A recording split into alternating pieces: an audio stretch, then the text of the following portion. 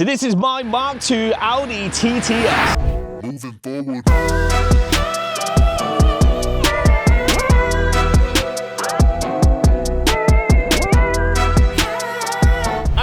Slowly modifying this thing on my other channel. Now, some of you will previously know me as Steve Elution. That is my other channel I've been growing for quite a lot of years now. But that is now purely going to be my casino channel. This channel is now just for my car content. And when I say we got some big things planned this channel, they're big. Not only will it be doing more mods on the Audi TTS, but I have crazier, weirder builds that I've got coming to this channel. If you can, drop us a subscription and a like. But guess what else I've got coming? But right now, we're actually on the hunt for a unit to do all our filming in and all our builds. But the biggest surprise about this channel, I'm just pulling up to now. And it is this. Some of you may already know, I am now working with One Automotive. If you don't know, is Mike Brewer from Wheeler Dealers Company. And today, Mike is actually going to review and drive my Audi TTS. And this means I can use their incredible workshop here with the lifts and all the incredible tools that they have at One Automotive. So if you haven't hit that like button and the subscribe button, please do, because we've got big things coming on this channel. Now let's let Mike review my car.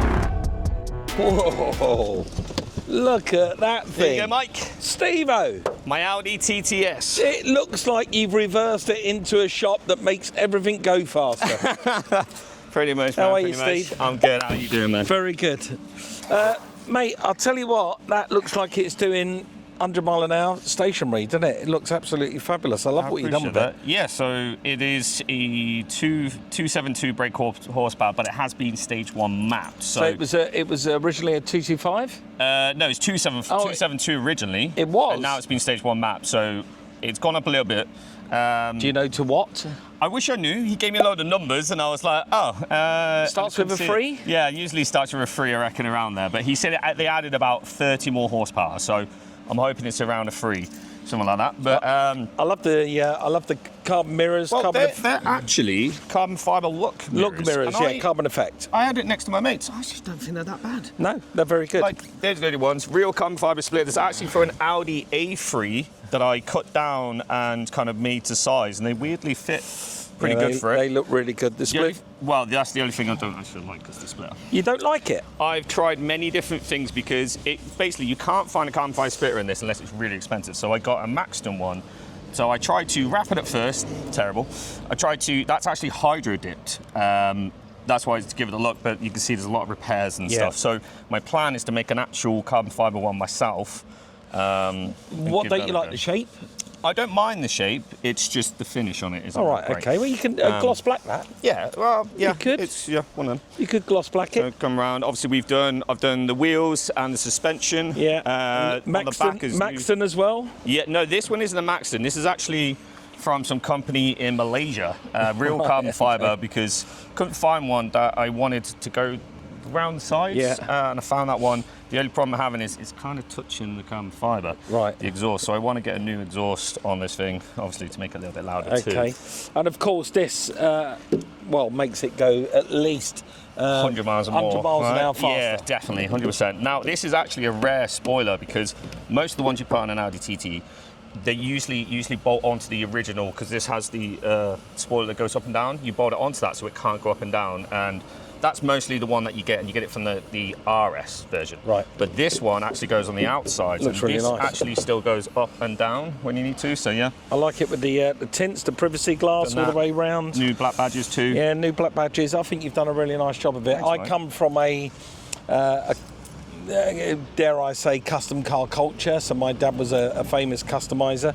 So I like modified cars and customized cars. You see, we do it with our transit vans here at One Automotive. So yeah, it looks great. Do I get to drive it? You do get to drive it, Mike. So really? So I get to go and give it a little pedal? Are yours, yes. Well, they're not yours officially forever, but they are yours today. Oh, yeah, nice. So it is sequential. So you got either automatic or you can use the Flappy pedals. It's up to you. For now, which one you want to do. You could maybe start automatic and then switch over. Yeah, I'll probably have a go at both. Yeah, right, lovely. Well, there you go, Mike. Super. Right, I might take Shelby with me. Come on. Shelby and Chloe's going to come too, so let's You get like in, a bit of a test drive, don't you, Shelby? Go on, jump in the back. Oh, I do like an Audi TT. You're in automatic. Yeah, we're good. Yeah, I like the way, Steve, you're talking to me as if I've never driven a car before. Right, you're in automatic. I know. You can put it in manual, sequential. I know. You can do that. You got your license, right? I've got my Provisional, something driver's like that? license. So just for your audience out there, our audience, Chloe is in the back with Shelby. Give us a wave, Chloe. First of all, right, this is how old I am. I went on the original launch of this car when the Audi TT. What year was that? 2000 and whatever the Audi TT was launched. I didn't know it was in the 90s, the TT. I can't remember, but it was when Definitely, the car was launched. I went on the original launch of this car. And I remember driving the silver one with baseball glove leather and just falling in love with it. And every Audi TT back then that was produced in the Series 1 Audi TT was a loss leader for Audi. They were actually costing more money to make than they were to sell. Really? They were loss leaders. Because I know this is a bit of a later year one, but I know it's not. It's the Mark II.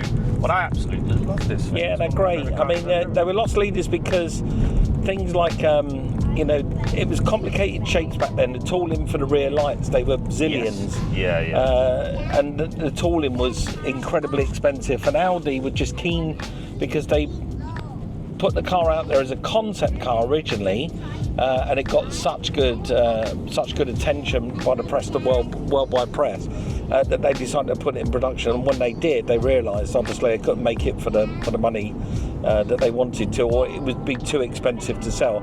Yeah. So they sold them at a loss leader for the first couple of years. So everyone was a mobile advert for Audi. Well, it must have done all right. And then it started to turn a corner, obviously, and it did very well for Audi. I think we spoke about the other day, they just released pictures of the new Audi TT. Which looks fabulous. Which looks incredible in EV, though, so I don't know how people feel about that one. But it does look great, but I don't know. Listen, if Audi are going to make anything, particularly an EV TT, you just know it's going to be brilliant. Yeah. Because Audi don't do anything wrong, really. They're just coming into Formula One now, and with Audi coming into Formula One, they've never entered anything without dominating it and winning it. That includes rally cars, the Le Mans. They've always dominated, and I don't expect them to be out the box in Formula One, straight away, but they'd be very, very strong as a company and as a race team, and that technology will filter down quite quickly to their road cars. This is actually my first Audi, and I love it. I absolutely love it. I've had no problems apart from the brakes that I've changed. So do you want me to give you a real life honest review? Yes, absolutely. You can rip it apart. You can whatever you want. Well, you've dicked around with the suspension. It would have had nice R&D developed, spent millions getting the suspension exactly right, only for somebody like us to come along and take that stuff off and put some coilovers on, because we think, why not? It makes it better. Well, I'm going to be 100% on that. I don't know if I'm fully satisfied with lowering it, actually. Yeah. I did it because I thought, it looked great, but one, the ride, two, the wheels catch a lot, and I just don't know, and this is my daily, so I may just put it back on the original. I was going to say, with roads like this around there, and this is quite a good, decent road. See Shelby's bumping around everywhere out there, aren't you? We are. You can feel every cigarette butt you run over, because you've not only got lower suspension, you've got skinny tyres on it as well. So obviously you've compromised the ride, but it looks crazily good because you've lowered it and you put big wheels and skinny tyres on it. But that is the compromise in it. We can't have it all. It is. So, but yeah, feels good. I mean, the seats are amazing. The sculptured and all the right place. Like it's yours. I'm gonna. This is how I drive. Well, I mean, I'm not a in the speed limit wise. We can. This is how I drive. I drive like Daisy. I really do. Daisy driver. That's fine, but you can either put it there, or when it's in drive, you can drop it to the left. Oh, no, really? You probably notice anyway. No way. Can I? Yeah, it's crazy that. Yeah, remember, it's on its provisional license, guys, so we've got to be careful.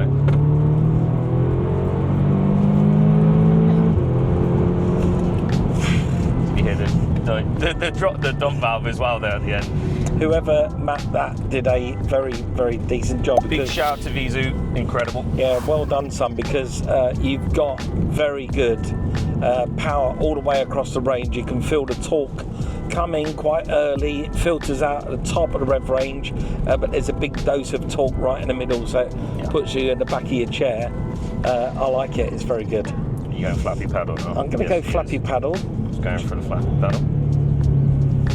Unfortunately, we've got a trailer in front of us, so we just have to little moped coming out, so we give that a bit of space. But we're all doing this on roads where it's legal to drive up to 60 miles an hour, and I'm not going above that. Yeah. But there's nothing in the law that says how fast you get to 60. I've always said that. I've always said that. Yeah, that torque is amazing. It's better in Flappy pedal, I think. Oh, and that is very nice. Yeah, that's right. 60 miles an hour there. Yeah. Right on the limit. Yeah, so I way prefer the Flappy pedal because I think it's more responsive. It is incredibly responsive. Yeah, that's nice. And on every tug of the paddle, you can feel that torque just kick you in the back again. Definitely. So yeah, what a very nice car. I could quite happily. See, I'm a Porsche guy. I drive a 911. Yeah. And this is giving me the same thrills and the same feeling that I would get from my 911. Right. But yet much cheaper price. But this costs a fraction of the price. Yeah. It's insane. I got this for about 10.5. I've probably put about 5-6k into it. There's still more I want to do to it as well, but yeah, I think for that price, if you want a cheap thrill sports car, you can't go wrong. No, you really can't go wrong, can you? And like, what's your opinion? What do you think with do you prefer the Mark III or the Mark II or the Mark I actually? Because there's always a discussion in the Audi groups about it. Good one. I prefer the Mark III if I was to be honest with you. Yep. You know, Audi continually developed this car over the years, and I think the Mark III. I can't remember what version of it that I drove. It had the was it the Magnatech ride on it? It had the really trick suspension on it, which pumps up when you go into the corners. Is that the newer ones? I can't remember which one it was. I think between 2015 and was it 2022, they had all the emission stuff in them, so people don't go for those ones as much. But beyond that, it got all the new tech in it. It must have been the later one. I think it is those ones that I really like too. And I loved it. I absolutely loved it. I thought it was fabulous. Yeah, really nice thing to drive. There we go. Past the famous windmill. It is stunning. Actually, my friend designed Forza. Do you know Forza? Forza, yeah. So that's made around here. And is that windmill in it? So I was playing it live on stream, and I was like, oh, I recognise this area, and I was driving around and I called him on stream. Was like, "Excuse me, did you?" He said, "Yeah, we put this local area. Can you hear this slight scream?" Of course I can, and that's why I come down this road because the suspension now feels really compromised. But this has got a few little twisters in it, so I love this little road. I do. So we can feel what the car's going to handle like on roads like this. Brakes are good. It's a beautiful little road. This one. It's crazy. Great, isn't it? I love that. Turbo Sport, it's fantastic. Yeah, I just admit that was the easiest modification. That must have taken 2 minutes to do. Literally, GFB, little diverter valve on the front, done. Yeah, look at that. Plug and play. Nice. I'll leave a link down below, by the way, guys, if anyone wants that. You haven't done much inside, have you? You put carbon fibre paddles on, that's about it, isn't it? They are, so everything I've been doing with this is almost like Sue's been doing with it, is buying the cheap version of it, putting it on, see what it looks like, and then getting the real one. So I did it the same with the side skirts and a few of them, same one, the front split was actually plastic, and then eventually I want to make my own carbon fibre one. Because I've bought some things, put it on, gone, nah, and all I did is spent 10, 20 quid, then got the real one for like 300 quid. So those are just AliExpress, 10 quid. I like the look of them, they actually help a lot, so I'm going to get some real ones. So do some of that, and then I've got a new wheel to change with carbon fibre. I'm going to, because it is a S-line, it's got the silver accent, so I'm going to carbon fibre all these parts myself. Yeah, hopefully they look alright once I've done it, but because the whole theme was meant to be slightly grey carbon fibre with hints of purple. Yeah, I mean, it's great. It sticks like to a blanket. It goes like a rocking all shit. So I'm saying shit a lot here, but it really is a well-sorted Audi TT, so you've got a very nice car. So you say you give 10.5? I'll give you a profit on it, I'll give you 10.6. Here we go, right, okay, we're already making a deal now on it. No, I'm right, I need something to drive. But no, I'm glad you like it, mate, but we may actually have a very special One Automotive video coming soon, maybe, guys, with a few of the One Automotive team and cars. Keep you updated on that one soon. Oh yes. Oh yes. Nice. It's just great, isn't it? It's great. Yeah, I love it. Honestly. I absolutely love it. And there we go, guys. Mike has now reviewed the Audi TTS, and I'm pretty damn sure he liked it, especially when he put his foot down. But if you have enjoyed this video, please like, subscribe for more. We'll be posting many more videos together. I think he likes the Audi. Let's see if he likes the next car build. Anyway, see you guys in the next one.